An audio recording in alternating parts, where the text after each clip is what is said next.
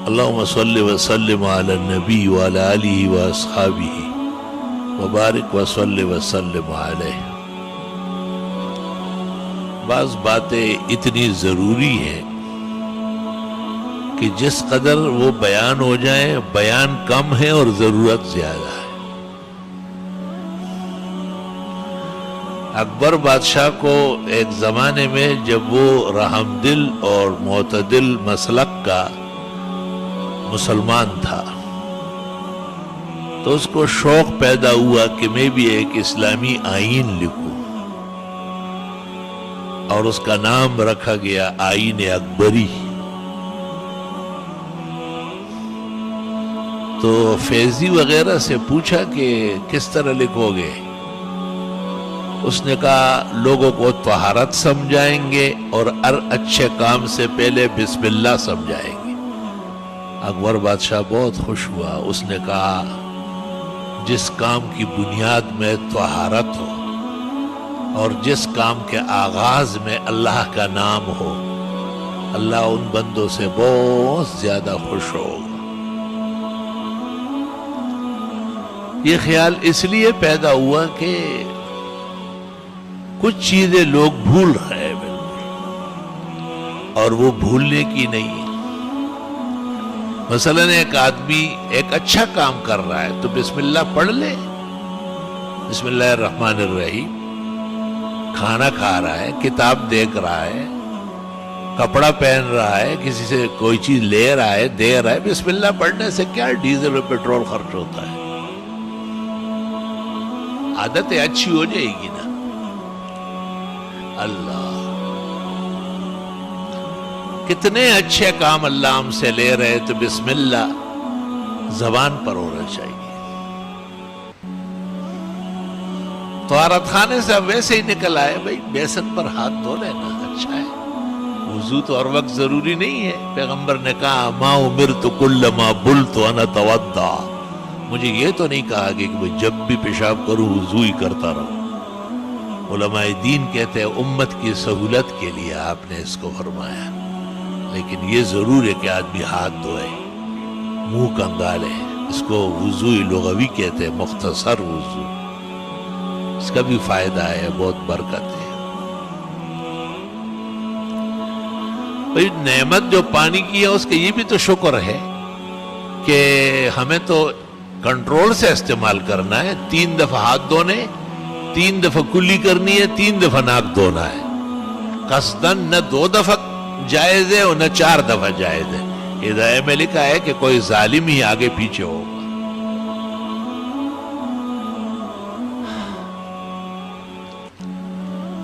اور سر کا مسح 1 دفعہ ہے، اور باقی ہاتھ کونیوں تک یا پیر ٹخنوں تک دھونا 3 دفعہ ہے، اور وضو میں پانی کم سے کم استعمال کرنا ہے۔ رسول اکرم صلی اللہ علیہ وسلم نے فرمایا، تحتاوی علی المراقی میں روایت ہے کہ علیکم ان تحتاطو، احتیاط کرو، ولو کنتم علی شط نہر، اگرچہ آپ نہر کے کنارے بیٹھ کے وضو کر رہے ہیں تب بھی پانی احتیاط سے استعمال کریں۔ مجھے بہت خوف رہتا تھا اور پریشان رہتا تھا۔ امام شافعی کا قول نقل کیا ہے امام ترمذی نے کہ بس اپنی احتیاط اور اندازہ صحیح کرنا چاہیے، بس۔ بہت خوش ہوا۔ دوسری طرف ایک روایت یہ نگاہ سے گزری کہ جتنا پانی وضو میں غسل میں ضرورت کے لیے استعمال ہوا، یہ قیامت کے دن نیکیوں کے پلڑے میں ڈلے گا اور حسنات کا وزن بڑھائے گا۔ اور جو پانی اسراف کے طور پر زیادہ بے ضرورت استعمال کیا گیا، اللہ تعالیٰ حفاظت فرمائے، اللہ اس شرمندگی سے بچائے، وہ بدیوں کے گناہوں کے پلڑے میں ڈل کر گناہوں کا وزن بڑھائے۔ تو ایک تو کام کرتے وقت، کسی چیز میں ہاتھ ڈالتے وقت بسم اللہ بسم اللہ، علماء کہتے ہیں اتنے بھی کافی ہے، بسم اللہ، بسم اللہ الرحمن الرحیم، بسم اللہ الذی لا يضر مع اسمہ شیء فی الارض ولا فی السماء وهو السمیع العلیم۔ شرح شمائل میں ہے، ابراہیم بیجوری نے لکھا ہے کہ کہ جب یہ دعا پڑھ لی جائے نا تو چاروں طرف مشرق مغرب شمال جنوب ہر طرف سے اللہ تعالیٰ ملائک کو حکم دے دیتا ہے کہ یہ کیا کہہ رہا ہے، بھاگو نا. چاروں طرف سے اس کی حفاظت کے لیے فرشتے کھڑے ہو جاتے ہیں، کیونکہ اس میں یہ ہے کہ میں اس اللہ کے نام سے شروع کرتا ہوں کہ اس کے نام کے بعد کوئی مخلوق نہ آسمان کی اور نہ زمین کی کچھ بگاڑ سکتی. اتنا بہترین کلمہ ہے. ہم پورا دن لگے رہیں گے اتنی بڑی بات نہیں کر سکتے جو پیغمبر نے وہی سے کہی. بسم اللہ الذی لا يضر مع اسمہ شیء فی الارض ولا فی السماء وہو السمیع. بچے ڈرتے ہیں بھائی، آپ کے اوپر حق نہیں ہے ان کا کہ آپ کلمات پڑھ کے دم کریں. یہ کلمہ پڑھو نا، آیت الکرسی پڑھو، آخری 4 کل پڑھو 3 دفعہ. تمام بزرگوں کا عمل ہے. اب دیکھو فائدہ ہو رہا ہے یا نہیں. بھائی ہماری کیا محنت مشقت ہے، کچھ بھی نہیں ایسا نام. آپ کہے یا اللہ اس میرے کم عمل میں تھوڑی محنت میں زیادہ اجر عطا فرما. اللہ خوش ہوتا ہے. کسی کے ایک آنسو سے ہزاروں دل دھڑکتے ہیں، کسی کا عمر بھر رونا یوں ہی بیکار جاتا ہے.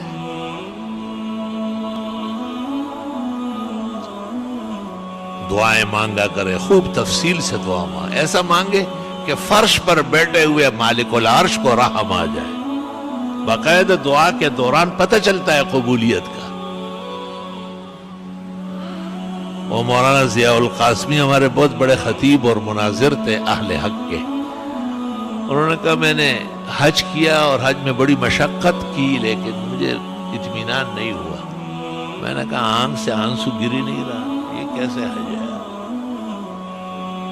کہ سب کچھ مناسک ادا ہو گئے، حج مکمل ہو گیا، مقام ابراہیم پر آیا تو کہا وہاں ایک پختون جو ہے نا اللہ سے دعا مانگ رہا ہے، اور کہتے ہیں ایک ہمارا بیل تھا اور ایک اس کا بچہ تھا یعنی بچڑا تھا.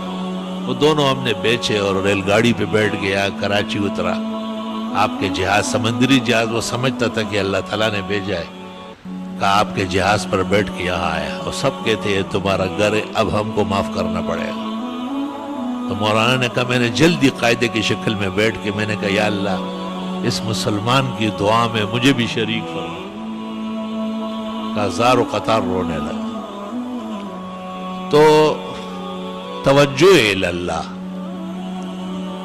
یہ ان اعمال کی بدولت پیدا ہوتی ہے. اللہ تعالیٰ نے ایسا نبی کامل و اکمل بھیجا ہے کہ جب ان کے بنائے ہوئے طریقوں پر آپ چلیں گے خود بخود تواضع و عاجزی آ جائے گی. وہ ایک عالم سے پوچھا گیا نا کہ سر ننگا کر کے دعا کر سکتے ہیں؟ اس نے کہا تواضع کے طور پر جائز ہے. دوسرے نے پیچھے سے کہا خلاف سنت ہے. وہ چپ ہو گیا. کیوں کہ تواضع کبھی سنت کے خلاف تو ہوتی نہیں ہے، اور جس کو آپ تواضع کہتے ہیں وہ غلط ہے. اس نے کہا سر ننگا کر کے دعائیں مانگنا یہ نبی کی عادت نہیں تھی.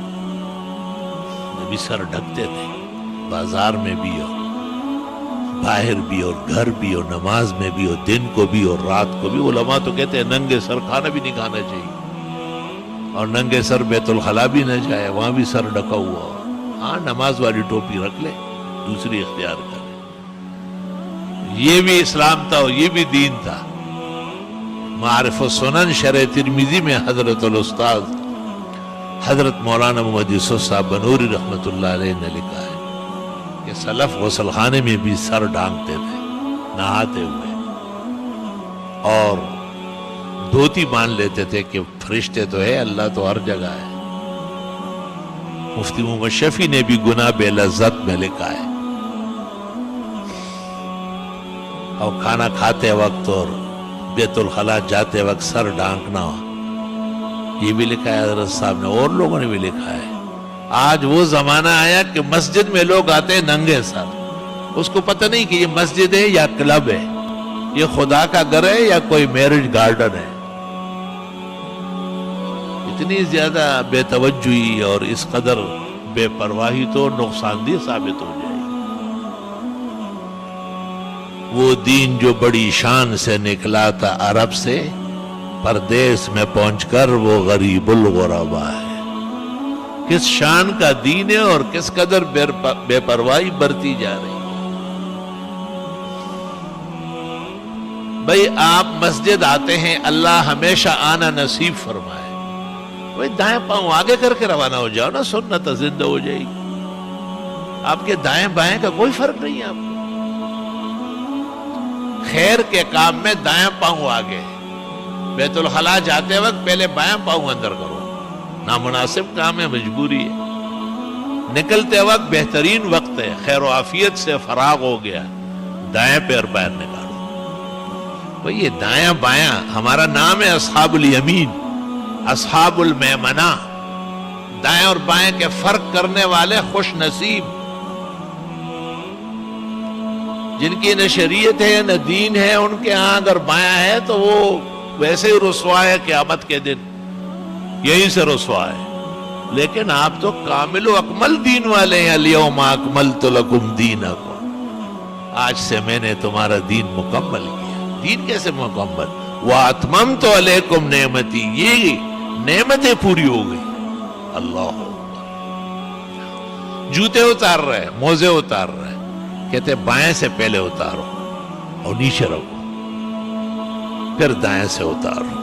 اتارنے میں بائیں پہلے ہیں اور پہننے میں دائیں پہلے ہیں۔ دائیں پیر اتار کر مسجد میں داخل کرو، اللہم افتح لی ابواب رحمتک، اللہم صلی وسلم علی النبی پڑھ لیں۔ مسجد میں آتے رہے صفوں کی طرف، یہ نہیں کہ بیڑ بکریہ کی طرح کوئی وہاں بیٹھ گیا کوئی وہاں بیٹھ گیا، یہ کوئی بندروں کا ڈانس تو نہیں ہے۔ مسجد خانہ خدا ہے، صف اول، صف ثانی، صف ثالث، ان تین کا اہتمام بہت زیادہ ہے۔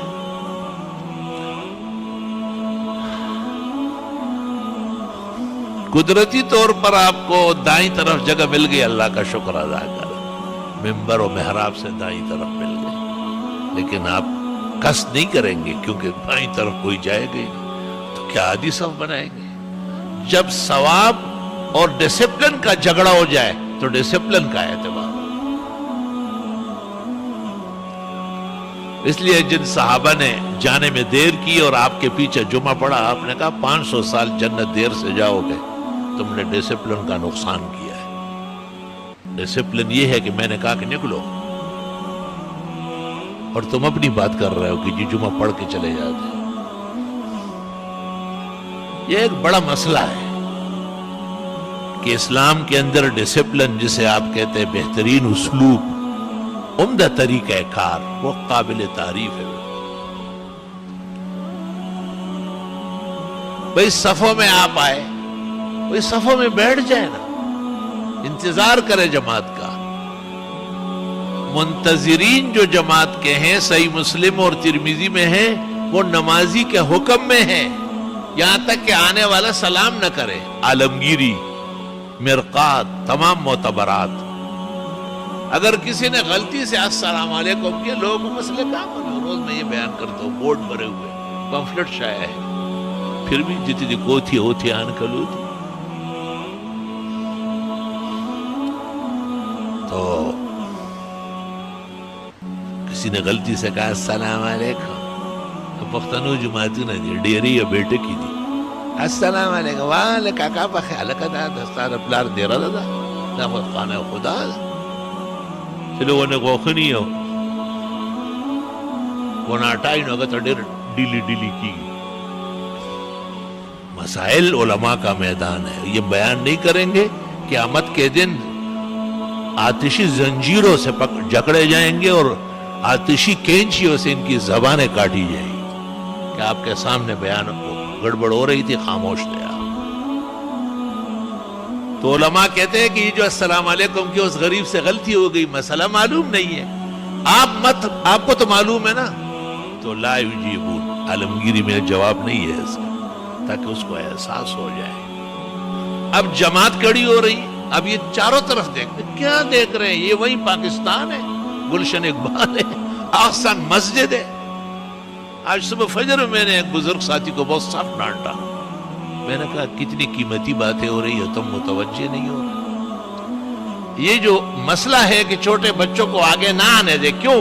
ان غریبوں کو سمجھ نہیں ہے انتشار ہوتا ہے۔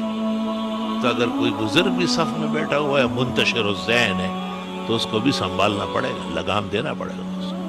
میں نے کہا کہاں دیکھ رہے آپ؟ دیکھنا صرف امام کا حق ہے۔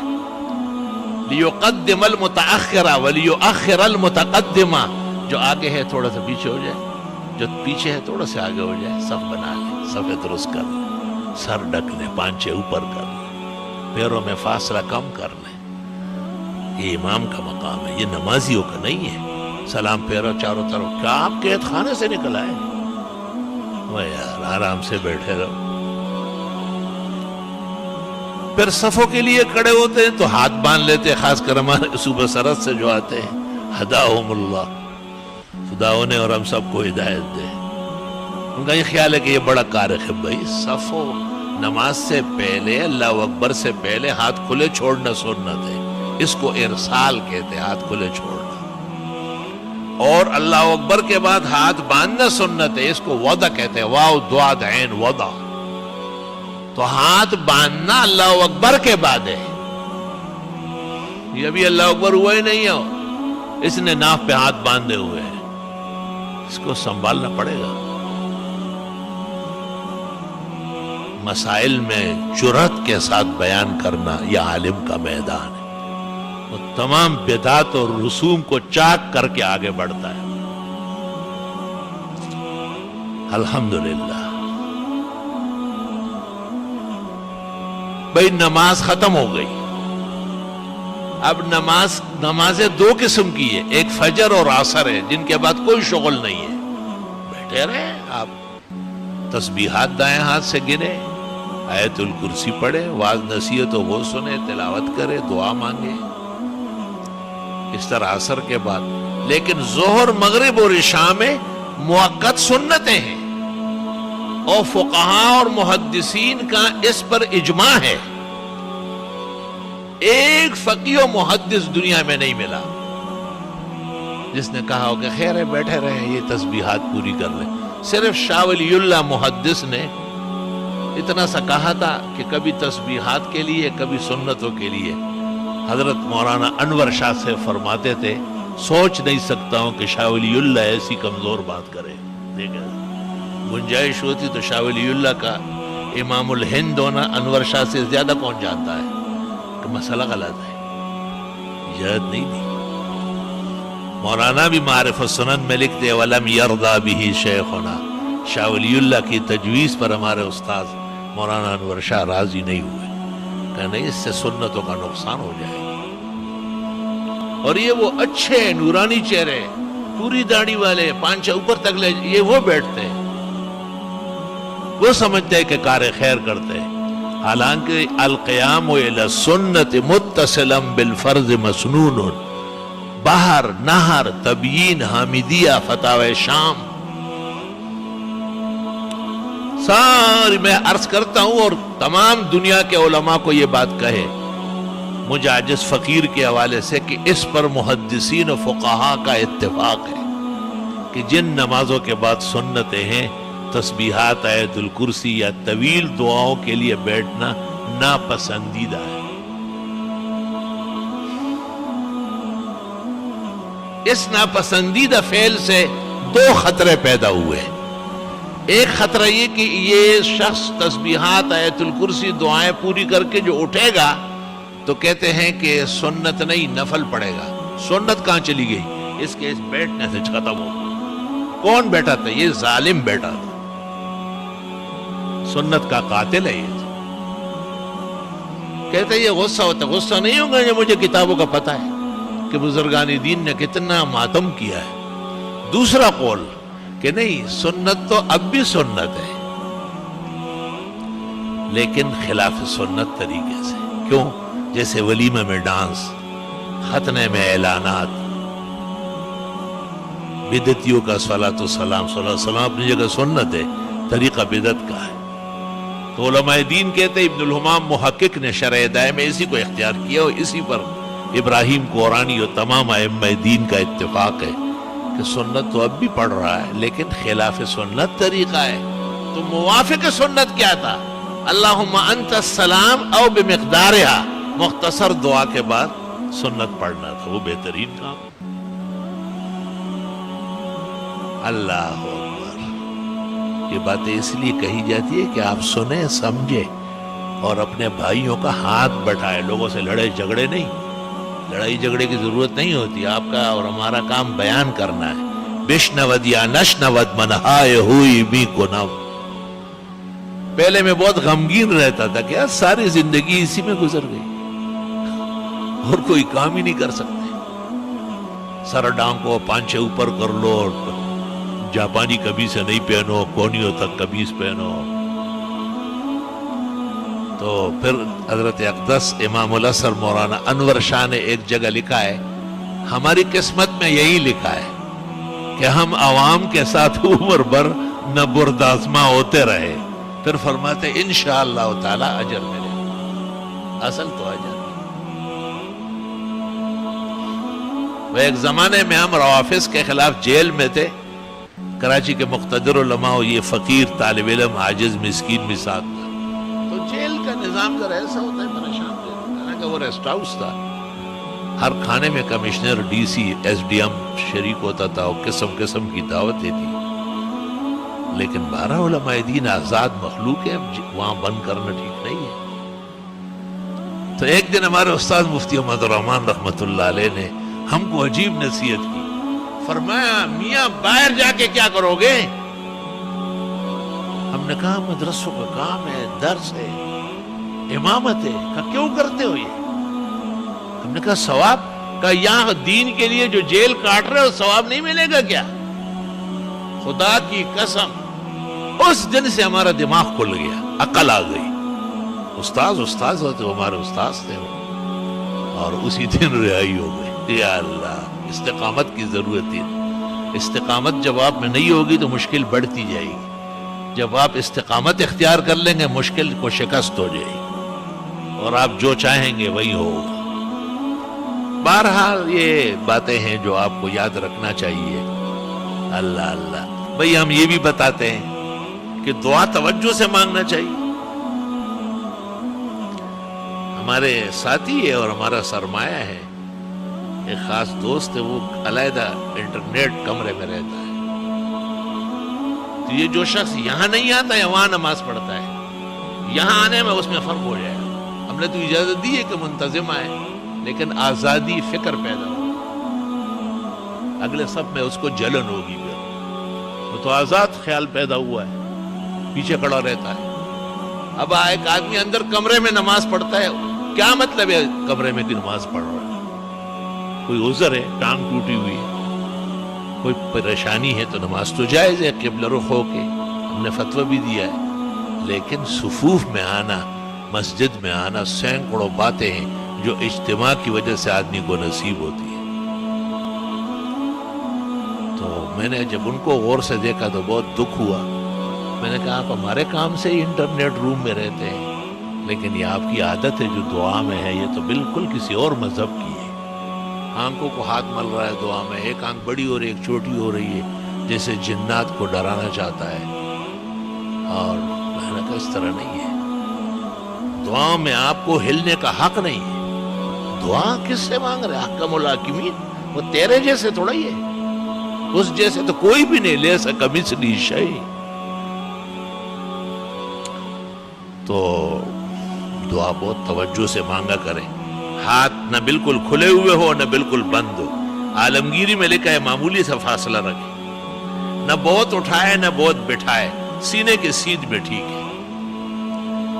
اور حدیث میں دعا ایسی مانگو جیسے آپ ہتھیلیوں سے کوئی چیز مانگ رہا ہے. دعا میں ادھر ادھر دیکھنا, اوپر نیچے سر اٹھانا بد نصیبی ہے, دعا سے محرومی ہے. دعا کو اللہم صلی سے شروع کرنا نبی نے منع کیا ہے, خلاف سنت اور دعا مردود ہونے کی علامت ہے. جس آدمی نے اللہم صلی سے شروع کیا, آپ نے کہا عجلتا, اجلت کر رہا ہوں. دوسری حدیث میں ہے کہ متعجل کی دعا قبول نہیں ہوتی. فرمایا اذا دعوت فاحمد ربک, جب بھی دعا مانگو پہلے الحمدللہ پڑھو. ثم صلی علی نبیک, دوسرے درجے میں پیغمبر پر درود بھیجو. ثم صل تو پھر مانگ ملے گا. آپ اندازہ لگائے, یعنی دعاؤں کے آداب بھی بڑے بڑوں کو یاد نہیں ہے. اللہم صلی علی محمد. بابا یہ کیا ہو رہا ہے؟ کیا آپ کی اپنی کوئی شریعت ہے کیا؟ یہ ترمذی بخاری اور مسلم کے بعد اہم مہم کتاب ہے. دعوت الکبیر میں 4 حدیث ہے، چاروں میں پیغمبر نے منع کیا کہ درود شریف سے آپ نیک عمل شروع نہیں کر سکتے. کسی بھی وظیفے کے بارے میں یہ کہنا اول و آخر درود سری دروغ، غلط، فوش، غلط، پیغمبرانہ خلاف ورزی. اول الحمدللہ، سبحان اللہ، التحیات للہ، اللہ اکبر. کوئی بھی کلمہ مدح الہی پر دلالت ہو وہ حکم الحمدللہ میں. شکر کرو کہ مرنے سے پہلے پتہ چلا، ورنہ لحد میں اتر جاتے ہو منکر نکی ڈنڈے سوٹے دکھاتے کہ آج تک تو نے انسانوں والی دعا بھی نہیں مانگی. ترمذی شریف جلد اول جہاں کتاب الصلاۃ پوری ہو رہی، امام ترمذی کہتے ہیں باب الثناء علی اللہ، پہلے اللہ کی حمد و ثنا، ثم الصلاۃ علی النبی، پھر درود، ثم الدعاء. اب مانگو جو مانگنا. اللہ تعالی ہماری عاجزانہ دعائیں بھی قبول فرمائے. اور بھی بہت مسئلے مسائل ہیں، بیان کرتے رہیں گے. آج میں کچھ تھکا ہوا بھی تھا، وہ ایسے ہی رہتا ہے. اور کچھ مہمان بھی آئے ہیں، ان کی بھی خدمت باقی ہے. بس یہی چند باتیں منتشرات. ہاں اس میں یہ بھی ایک بات رہ گئی کہ مسجد سے نکلتے وقت پھر بھی خیال رکھنا ہے، بایاں پاؤں پہلے نکالیں اور نیچے رکھیں، جوتے میں نہ رکھیں، بندگی اختیار کریں. اللہم انی اسألک من فضلک پڑھ لیں. پھر دایاں پیر جوتے میں ڈالے. پہننے میں دایاں پہلے ہیں، اتارنے میں بایاں پہلے ہے. بخاری نے کتاب اللباس میں باب قائم کیا ہے. اور دعائیں مانگتے رہیں. اب کتنے لوگ یہاں بیٹھے جو اس خیال میں کہ ہمارے لیے دعا کر رہے ہیں، ہم جو ہے نا کاروبار اچھا ہو جائے، اچھی نوکری مل جائے. یہ سب کہتے ہیں نا، لوگ پریشان ہیں. لیکن میں یقین سے کہتا ہوں کہ یہ جھوٹے ہیں، بالکل جھوٹے، پکے جھوٹے. کیوں؟ یہ دعا کیا ہے؟ یہ جو نبی نے دعا بتائی، فضل یہاں بالاتفاق رزق حلال کسب معاش کے معنی میں، وابتغوا من فضل اللہ.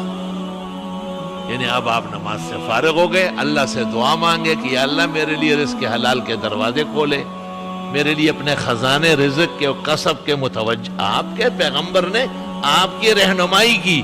خدا کی قسم دنیا کے شیخ عبد القادر، ابو حنیفہ و بخاری، معین الدین چشتی، سارے کے سارے ایک طرف ہو جائے، جناب رسول اللہ صلی اللہ علیہ وسلم کا ایک کلمہ 7واں آسمان سے بلند و برتر ہے. آپ نے نماز پڑھی ہے، آپ کا حق واجب ہو چکا ہے. اب آپ جوتے پہن کے جا رہے ہیں تو رزق حلال تو چاہیے ہمیں دنیا میں رہتے ہوئے. اللہ تعالیٰ رزق حلال نصیب فرمائے.